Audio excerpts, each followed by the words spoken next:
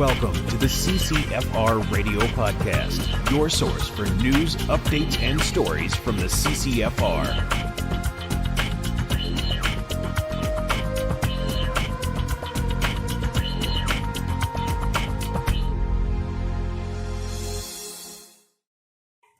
Hey everybody, welcome to episode 124 of the CCFR Radio Podcast. I'm your host, Rod Giltack. Thanks for joining me again today on the podcast. This is another massive episode. I know I've been saying that every episode lately, but it is because there's so much going on for gun owners, and there's so much to keep informed of and to talk to you about. So anyway, I'm going to bring on Tracy to talk about a lot of things, but I have actually quite a few things to talk to you about before that. Before we get started, let's thank our sponsors. A big thank you to our friends over at the Saskatchewan Rivers chapter of Safari Club International. They do a lot of great work over there, including supporting the CCFR. So make sure you check them out at saskriverssci.com. That's saskriverssci.com. And if you're in the market for firearms, ammunition, cold weather gear, maybe even airsoft, you name it, you will find it all through our friends at North Pro Sports. So make sure you check them out at northprosports.com. That's northprosports.com. And of course, Vortex, the force of optics. We'd like to thank our friends over at Vortex Canada for continuing to support the podcast and providing great products. You can check all that out at vortexcanada.net. That's vortexcanada.net. And to our friends over at CTOMS. CTOMS Academy provides life-saving training in trauma care and human performance, perfect for outdoor enthusiasts, for hunters, for shooters. You can check them out at ctomsinc.com. That's ctomsinc.com. All right, so I've got a lot of stuff to cover with you, so let's get started right away. So I guess one of the biggest pieces of news is the handgun import ban that the Liberals have decided to do. And basically what that is, I'm sure you've heard of it, but anyway, just for those who haven't, the Liberals have scurried out of their holes to put a stop to the import of handguns. So basically they said, hey, there's going to be a freeze on handgun registrations. Nobody will be able to transfer a restricted handgun in Canada, and that effectively freezes the market forever. And you have grandfathering. We're not going to take your guns, conspiracy theorist. And so of course everybody's there's a span of like 2.5 months that we had to move whatever guns we needed to move wherever they needed to move to. So for example, I need to transfer a couple of guns to my daughter because she has an RPO and she likes to shoot handguns. I want to make sure I do that before the deadline happens, before this OIC comes in. And we had till about the middle of September. So of course everybody's buying up all the handguns because it's the last time they'll be able to do that, at least for as long as this government is in power. And so that's completely, and remember where those handguns are going. They're going to licensed gun owners to be shot at approved shooting range, the way they have been for like 100 years in Canada. But that's just too much for the Liberals. They just cannot allow that to happen, right? This is just like, no way. So now they've scurried out of their holes to put a freeze on import permits for handguns, and that will happen within 2 weeks. So all of the, I guess, retailers or distributors that had open orders that were on the way, they'll get into the country and that's it. They'll hopefully get the firearms that they're committed to buying into the country so that they can resell them to licensed gun owners so they're not stuck with them. And then now that's it too. So anyway, they just don't want to give an inch to all these law-abiding people, right? What does that do for criminals? Like, it doesn't affect them at all. Criminals, if they don't watch the news, they're not even aware of any of this stuff's going to happen, and it's not going to affect any of their operations in the future. But anyway, whatever. We all know that. I'm telling you stuff you already know. But all the handgun ban and then the ridiculous price list for the gun buyback that's no further along than it was 2 years ago. They come out with this price list for the gun buyback. And between those two things, Tracy and I have done probably 15 or 20 interviews in the last couple of weeks. So it's been really busy on top of everything else that we've been doing, which I'm going to tell you about all that stuff throughout the podcast. But anyway, it's pretty funny. That's kept us pretty busy. So we're going to talk a little bit about the handgun import freeze with Tracy, but the only things I want to talk to you about is all the interviews that I've been doing, even the BBC and City TV and Globe and Mail and lots of radio show interviews and all the rest of that stuff, which is a great thing for us as gun owners because at least We don't get the amount of coverage. We get about 1/10 the coverage that anti-gun people get. But at least at some point, Canadians are hearing the other side of the story. Okay, and that's really important, So we still have that available to us. The other thing I want to mention is there was an interview with a guy named Ju Young Lee, I believe, and Ju Young, he's been around for a while, and I think about 3 or 4 years maybe. And so when he first showed up, he was echoing all the anti-gun talking points. He's a professor, I think, at the University of Toronto. Just forgive me if I've got that wrong, but anyway. And it was kind of the same thing you see, I think he's a criminologist or a sociologist or something. And over the last couple of years, I think, and I'm only speculating, I'd love to chat with Ju Young because he seems like an honest guy, and I like honest people. I like honest, intelligent, thoughtful people. So anyway, I've seen kind of this I don't know what the word, this evolution. And I think maybe is he started commenting on guns, probably recognized that he's not an expert on firearm related issues, and started really looking into it. And that's the only I'm just speculating here. And it seems like as he's looked into it more, had more time to absorb these things and hear both sides and really kind of be honest about the topic, he's come around to being like, well, these gun bans don't do anything to stop criminal activity with guns. People that would otherwise murder someone or intimidate them with a firearm typically aren't people that have a firearms license. And he's saying so himself on mainstream media and really focusing on root causes and border issues and all of these kinds of things. And I just find that fascinating because every once in a while from the anti-gun side, you'll find people, and I've seen this with surviving family members from people that have been shot. They start to focus on what the real issues are and start looking at all the information available. And then they start going, maybe my attitude actually belongs over here with the honest side of the debate. And so I think the reason I'm bringing it up is in our business, we call people out all the time for negative things. And very rarely do we call them out for being honest and for the good side of things. And I just wanted to make a mention of that. And I really appreciate people, especially, educators or intellectuals coming out and being honest, not only with Canadians, but being honest with themselves. Because what you do see, and I'm going to stop talking about this in a second, I'm sure you guys are all bored of this, but what you do see all the time is the ideologically driven anti-gun people.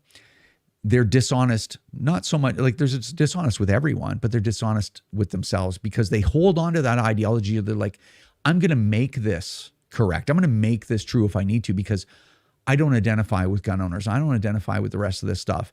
And I fought against it so long. I don't care if I'm wrong. I just can't be viewed as wrong. I think that plays a big role. And again, I'm just speculating because what happens, I just want to give you an example of this, is you have people like Justin Trudeau and Bill Blair of all just abhorrent people and Marco Mendicino of all weak people just pleasing a master. And all of these other folks, they will say things that are patently false.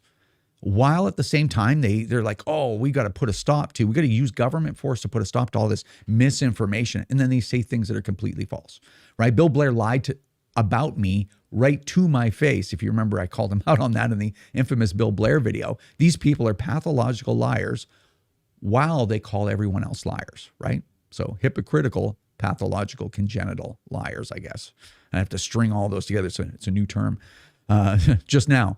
But anyway, they'll say things that are untrue. Like there's no purpose for an AR-15, has no use and no place in Canada. It's like, absolutely, it has a use and place. It's for sports shooting. 100,000 people own these guns, just under 100,000. And that's all they use them for. And you see, we did TV shows on that stuff. It's the only actual real purpose that we have for AR-15s in Canada. They're what they call a legitimate purpose. They're being used for sports shooting all the time, handguns all the time. And they're like, nope, there's only one reason that these things exist is to kill people. It's like, well, that's completely untrue. So anyway, they do these kinds of things all the time, right? It's just tell you things that are patently false and you have to sort it out for yourself. So I just really appreciate it when people take the time to be honest, not only with Canadians, but honest with themselves. So congratulations, Ju Young Lee, for that. I appreciate it, just speaking from my own perspective. Anyway, next thing. When this freeze, the import freeze happened, we commissioned, and that costs money. Everything we do costs money. We commissioned our legal team in Toronto over at ReLaw to look into a court injunction, an actual legal injunction against the government to not have them deny permits for handguns into Canada. And they've been going back and forth with our general counsel, Mike Loberg, looking at that. It doesn't look good for that. So I just want to let you know that when stuff like this happens, we are on it the same day, and we are looking at lawsuits. We look at injunctions. We look at public relations projects. We look at, every opportunity that we can create to oppose the government on these things. We do it immediately. So there's been a back and forth actually all weekend on whether or not an injunction is feasible, and it doesn't look like it is in this situation because the government has full control in what people can import or export out of Canada.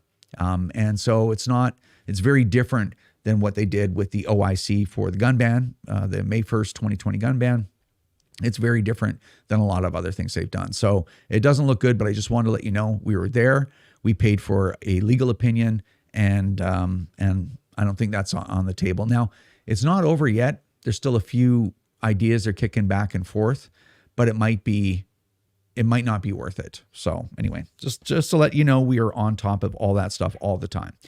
Also, there's something else the CCFR did for its members and anyone that pays attention to our content is our social media manager, Brandon, created 2 very long videos. I think they're an hour or 2 each. One was Chris Leather's testimony, and the other was the SECU hearings in the House. And you'll find these videos on, did I put them on Rumble? I'm not sure, but you'll find them on YouTube, and then links to all those everywhere else. And basically what we did was we did these videos for all of you, so you had references, and for us as well, I guess. But so you had references of all the salient points to these very long hearings. So why is that important? It's important because every single one of you is an agent of change, right? You can chat with people, you can inform people, you can debate with people if you have to, but you're out there talking about these things to other people because we don't have a platform like the mainstream media at our disposal where we can have opinion shows and all these things out there and really give the public all the information that they need.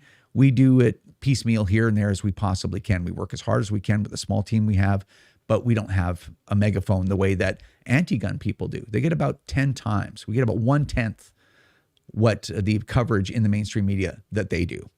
So anyway, you have these videos. They're fully indexed. So thank you to Brandon for doing all that hard work so that if you say to someone, hey, Chris Leather said this, or Darren Campbell said that, or Brenda Lucky said this, and people go, yeah, whatever. Yeah, right. And be like, oh, no. They said it. Here's the link. I'll show you right now. Take 2 seconds because it's indexed. So anyway, those are tools for you to both know what's going on and also to arm you, make you a more informed gun owner so that you can engage in your own advocacy on your own time as well. So anyway, those are here on the YouTube channel if you want to check that out. I also had my friend Nate, who owns the channel Canadian Prepper. You may have seen that on YouTube. He has a really big audience, and I've known Nate for quite some time. I did some training with him. He came from Saskatchewan to BC to do some training. We did some videos way back in the day. He came back to BC and we got together for some interview stuff. And those 2 videos are up now. I'll put a link in the description box so you can check that out. Now, the first one is about an hour long, and normally I don't watch my own stuff because I was there when it was produced, and I just don't have the time to sit and watch all this stuff, nor do I really want to because I'm sick of listening to myself talk, right? I got other things to do. But my wife wanted to watch it, so we watched it together. Now, it was actually an interesting conversation. It was far more granular, like in depth, more detailed conversation about a lot of these issues. And I actually thought it was useful. And a lot of people, there's a lot of comments. About half of Nate's audience is American, but half are Canadian.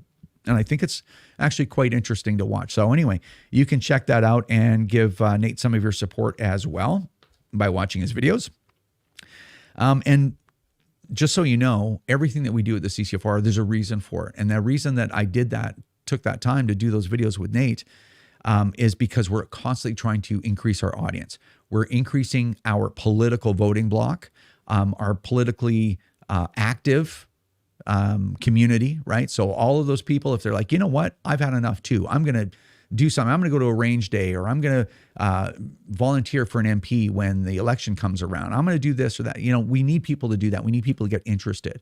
And we also need people to support the CCFR. So that's an opportunity in itself. And that's why we do stuff like that.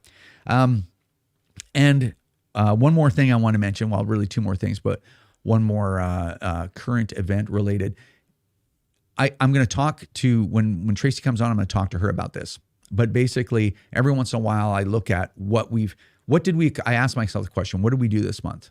What did we do in the last 30 days for our members? Because they support us, and we owe you that work back. We owe you to create projects that are going to slow the government down or discredit them when they treat us badly, or shed light on their malfeasance, or oppose them during an election. Like, what did we do to support our cause in the last 30 days? And I actually started writing things down just because I want to know that, because a lot of times when people go, well, what do you guys do at the CCFR? Why am I supporting you?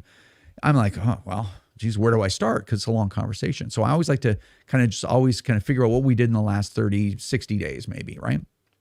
I started writing things down, and it was a lot of stuff. So, for 30 days, it was pretty interesting. So I'm going to share that list with you when I bring Tracy on in a second. And just before I do that, I want to just remind you, time is running out. We got about 2 more weeks left for the Ultimate Choice 2022 contest. So if you want to donate $25 or more increments of $25 to the CCFR to help us continue to do these things, get legal opinions on injunctions, sue the government, participate in elections, do television shows, all the rest of that stuff. If you want us to continue to do that, you can also get entered into a free draw for 8 different shopping sprees. So a $10,000 shopping spree, 2 $5,000 ones, and 5 $1,000 shopping sprees at any of our participating retailers. So really, really great prizes. Don't forget, you only got about 2 weeks left, and the money goes to doing all this stuff. So I really appreciate your support. That's what I wanted to mention, and let's bring Tracy on right now.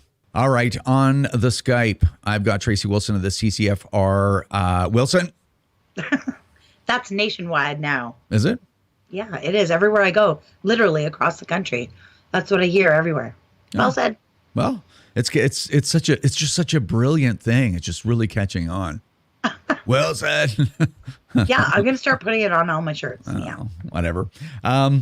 Cool. So we've got a lot of stuff to go through, and we obviously want to do it as quickly as possible. So let's get started. So the first thing we want to talk about is you've been on this relentless tour across all over Eastern Canada to support the shooting sports, which is something that we do at the CCFR. So give us kind of the Coles Notes version of your tour in the last couple of weeks.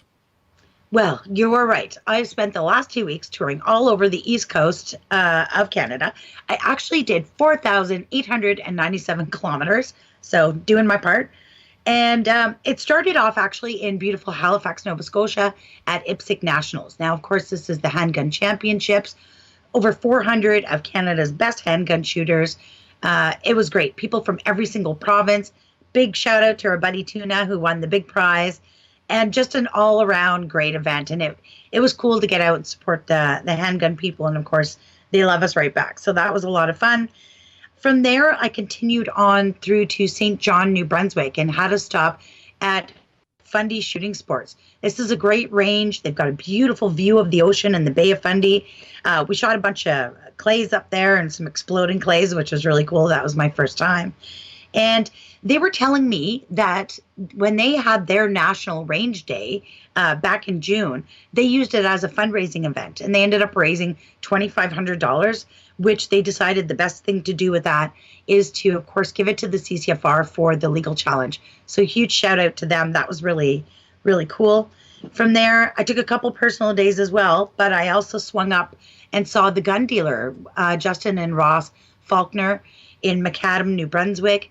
We did a funny video that I put up. You know, Justin was talking about the idea of the handgun freeze is to close the market on handguns in Canada. And he showed me the Great Wall of handguns, who already have their transfers initiated. So we had a little bit of a laugh about that and a great visit with those guys. And then, of course, I ended off at Woodstock at the Pistol and Rifle Club there. Shout out to Jeff Young and Miradell. They held their second annual Ladies Range Day. I went last year and it was a total success. We had a blast. I went back this year. They increased the numbers to 104 women. I thought we'd be there until midnight, but they ran such a perfect, well-oiled machine that we got all the ladies through. Beautiful catered lunch, gorgeous sunny day, tons of smiles. We had a blast. And then I am home now, but I will be on Sunday in Windsor, Ontario at the General Gun Golf Tournament. So they're holding a golf tournament in support of the CCFR. I've never golfed in my life, but I'm going to go down and give it a try and see how it goes. And then, of course, straight back to Ottawa to prepare for whatever comes next. So, yeah, big tour. That's quite a tour. And I'm not going to comment on all that stuff, but Okay. really appreciate all the support that we've gotten from IPSC and doing Ladies' Days the way that you described what happened at Woodstock there. Like, that's really, really Crazy. important work. That's Yeah. long game work, right? That's not going to stop anything right now. But if every range participated in National Range Day, and every range held these Ladies' Days and did them the way that you're describing, like, we would literally change the political atmosphere in the country by doing that. Yes, So exactly. Anyway, that's why we promote it so much and do so much work in that regard. Okay, TACOM is coming up in in about 1 month. Yeah, that's right. So September 9th, 10th, and 11th at International Center in Toronto. It is TACOM. Of course, it's been on a hiatus for a couple of years due to COVID. So this is our first year back. I don't know what things are going to look like, but I think it's never been more important to get out there and support this. This is exactly the kind of event that the Liberals and their fan clubs would like to see ended. They want to destroy our communities. So I think it's really important to get out there. You're coming out, which is fun because you haven't been out in a very long time, so it'll be great to get everyone together. So yeah, you can find all the information on how to get your tickets at tacom.ca. Yeah, I haven't been out of the forest for a while. Anyway, yeah, I think it's a great idea if you're in the area or you can possibly get there. Get there, come and see us, commiserate with your fellow community members. Formulate plans and ways for us to get this government out so we can stop this assault on who we are and our identities. I think it's a good opportunity for us to get together again. Now, I spoke about the handgun ban, the import freeze or import ban or whatever you want to call it in the monologue, but just a couple of comments I know you wanted to make on the handgun ban freeze import thing yourself. Yeah, so what they're using to implement this freeze on the imports of legal handguns is the Export and Import Permits Act. This is a piece of legislation that's typically used to control the export and import of dairy products like cheese and eggs. So Minister of Global Affairs Melanie Joly had this to say when she did the press conference with Marco Mendicino. She said, working with Marco, we came up with this idea of creating this new system of requiring permits. But meanwhile, we will deny all permits. It's like, we're going to come up with this new system. This is how it's going to be, and denied. Yeah. She's not a rocket surgeon, if I've ever seen one. But either is most of Justin Trudeau's cabinet or Justin Trudeau himself. I mean, obviously, if you pay any attention whatsoever, you can see these people are incredibly, disastrously incompetent. But that's why they trip over themselves all the time. It's a disaster. It really is. Oh, yeah. Yeah, it's really bad. That's why things are falling apart. You elect people like that and put them in positions of power, and that's why your country falls apart. And we're seeing it in real time. Anyway, I don't want to dwell too much on that. One thing I wanted to add to that, too, is actually the RCMP have released numbers because I've always been curious. We've got this run on guns, they call it. Since the announcement back in May that they were doing a national handgun freeze. Well, the numbers are out, and there's been over 100,000 handguns transfers initiated. So that's, maybe transferred between each other, but also a lot of sales, mostly sales, I would say. So it's funny because they made the announcement they're going to do a national handgun freeze. Everybody goes crazy shopping and buys up all the handguns. So now, of course, they're importing more to sell before the freeze comes into play. So now they make an announcement about a ban on imports, but give it a 2-week limit. It doesn't come into effect until August 19th. So I know I've spoken to a couple importers and they're scrambling to get more in the country. So I don't know. It's all theater at the end of the day because it's not going to have any effect on public safety. But it's just funny watching this government flail around trying to figure out how to stopgap things, right? Yeah. It's a joke, but it's real. Yeah. Anyways, funny thing is that every once in a while, probably every couple of months, I'll sit down and I'll figure out what we've done as an organization, like in the last 2 months or so, even in the last month, right?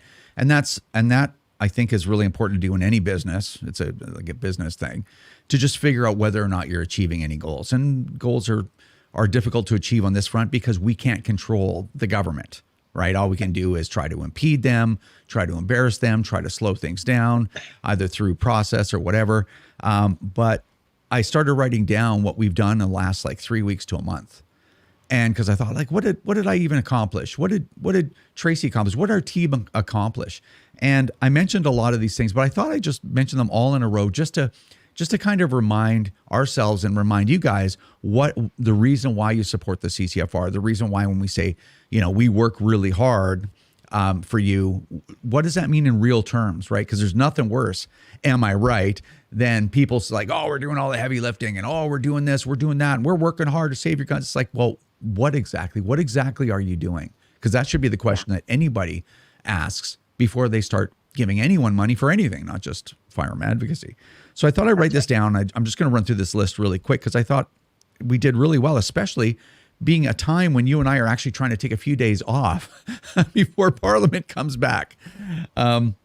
Okay, so Tracy spent 2 weeks, a little bit more than 2 weeks, driving all over Eastern Canada, promoting the shooting sports. Like, as you said, 5,000 kilometers worth of mileage. Pretty awesome. I, as I mentioned in the monologue, commissioned our legal team that we have in Toronto, which is different than the one for the legal challenge, to look into an injunction application for this import ban, which, as I said, the monologue doesn't look great, but we investigated it and we made sure that we asked very competent people to do a real analysis to see if there was something there. Because if there's something there, we'll take the government to task yet again, and they know we will. We also did a ton of interviews. As I mentioned, I did the BBC and the Globe and Mail and a bunch of different ones, and City TV and all that stuff. You did a whole bunch as well. Probably between the two of us, we did probably 15 interviews in the last couple of weeks. So we are getting those opportunities to tell our side of the story to the Canadian public. I did 2 hours worth of interview with Nate, the Canadian Prepper. If you've seen the YouTube channel Canadian Prepper, he's got a really big audience, and I've known Nate for a while, and it was really good. And it's just an opportunity to reach more people, to get more people involved, because we need a larger political bloc and we need more people to support this organization and to support other gun owners and take an interest in what's going on. Really important to do. We did 3 podcasts to keep everybody informed. We updated Property Justice with the transcript for the cross-examination of Wendy Sukier and an updated court schedule. We did our television show, CCFR Radio on the Air on Wild TV. We did our July update, so that's airing now as we speak. I did another television show for Wild TV called Wild Talk. It's a new kind of television show that they're doing there. And of course, last but not least, our continued and relentless social media domination of anti-gun people and these crazed folks. So we do not let them rest or spread their propaganda unanswered. And all that was in the last 3 or 4 weeks. So I think literally nobody sleeps around here. Yeah. And I think that's a lot. Yeah. And I think we're going to try to take a day off here and there so that we can respond in September when things apparently ramp up more than they've been ramped up the last month or two. But I just want to let everybody know, kind of in a nutshell, what exactly are you supporting? And that stuff, it's that. So we continue to work ourselves to the limit to make sure that we're worthy of your support, I think is what I'm trying to say. Yeah. Yeah. Now, something you and I talked about is you've gotten a couple of messages. Our community is frustrated. I'm frustrated. I have to do everything I can do to control my own frustration with what's going on, because there are a lot of things that the CCFR can do for a lot of different reasons. This is a multifaceted fight. But at the end of the day, we can't stop the government from doing things that government does. So I just thought I'd give you an opportunity to talk about that message that you got. Yeah, so Adam came by this morning and he was, frustrated because he got an email from a very frustrated member. And look, at the end of the day, I'm frustrated too. I wish I could take your $40 membership and magically turn that into some kind of tool to stop Justin Trudeau, but it's not reasonable or possible. And yeah, it does feel like the waves of attacks on gun owners are relentless and ongoing and will continue. And that's because they will, as long as we have this government. What we can do is we can make it difficult for them and complicate it. We can delay things and slow things. We can tangle them up in court. We can combat them in the public arena. We can argue them in mainstream media and independent media. But no, ultimately, we don't have the power to stop the government from doing their ideological measures that they do anyways by circumventing parliamentary process. So, it is super frustrating and angering. I'm a gun owner first before anything else, and I feel it too, and it is relentless. But you got to channel that. You got to focus that instead of focusing it like, hey, I've got a membership, why aren't you saving my guns? Well, we're doing our damnedest to make sure that we do everything possible to slow it, make it more difficult. And that's really what we can do. What we need is a political solution. We need a new government. That's what we need. So as we work towards that, just have a little patience with each other, because we are literally in this together. We're all in it. So wow. I know the frustration is real out there. It's not that I don't feel it. I absolutely do. I'm a gun owner too. I'm also at risk of losing my stuff. So yeah, we're going to keep at it. We promised you we would do everything possible, and we meant it.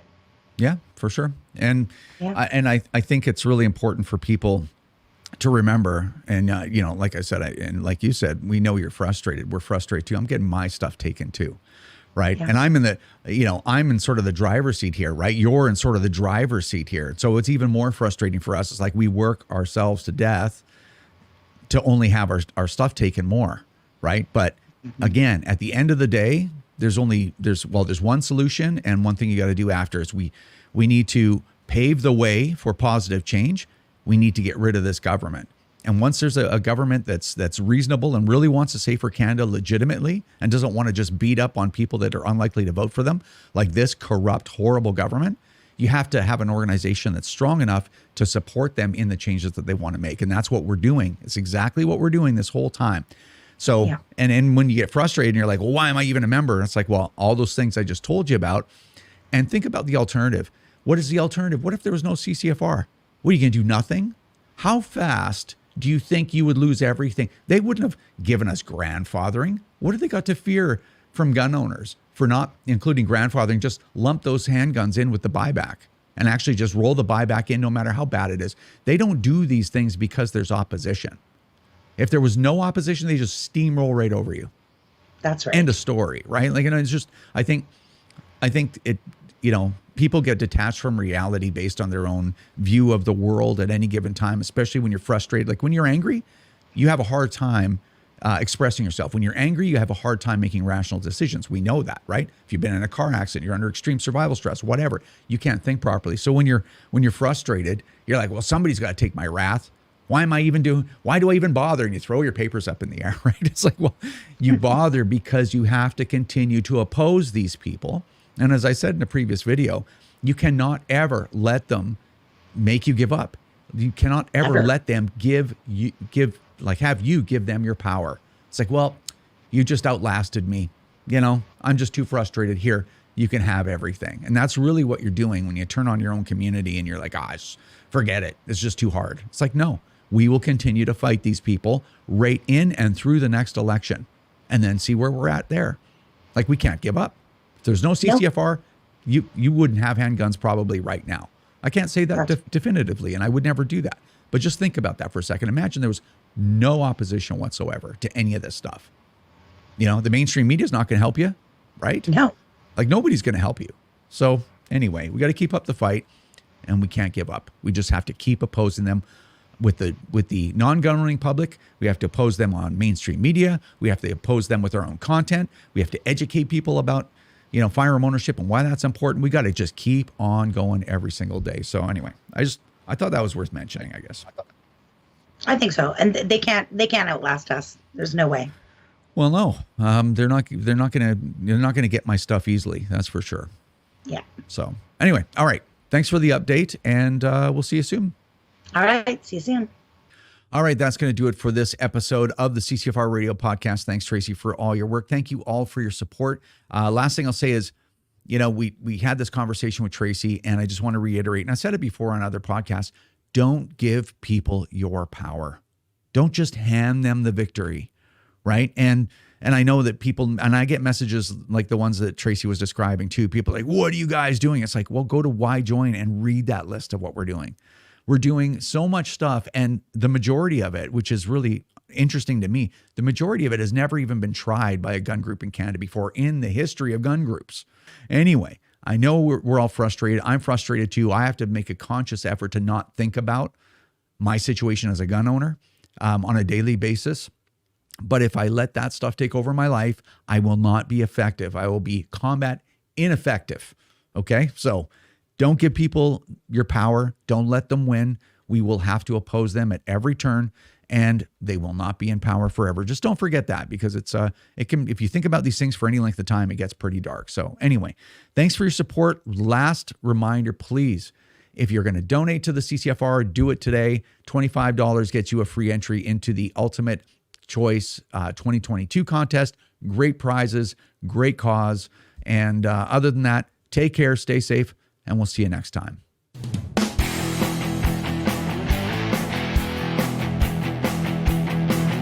This is another episode of the CCFR Radio Podcast. Remember, if you don't stand up for your own ability to own and use firearms, who will? Join the CCFR or donate right now at www.firearmrights.ca.